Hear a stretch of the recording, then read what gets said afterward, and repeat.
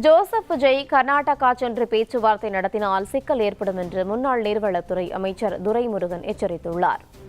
நம்முடைய முதல்வர் எதுக்காக பெங்களூர் போறார் என்பதை அவர் இன்னும் ஒரு அறிக்கையாகவோ செய்தியாகவோ வெளியிடவில்லை. ஒரு ஏசியமாக அனுமானமாக அவருடைய அமைச்சர்கள் சொல்வதை பார்த்து காவிரி பிரச்சனையை படுத்தணும்.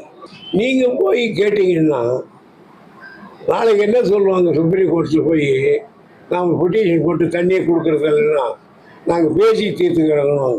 அப்போது அந்த நம்ம வாங்கணும் பாருங்க, அந்த ஆர்டரு வீணாக போயிடும்.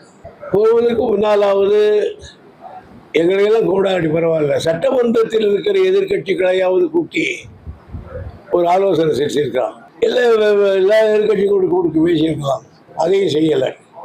ஆகையினால முதலமைச்சர் எதுக்காக போறாருன்னு யாருக்கும் தெரியல. நாடாளுமன்றத்துல திமுக நீட் விவகாரத்துல தனிச்சு பண்ணாங்க, காங்கிரஸ் தனிச்சு பண்ணாங்க.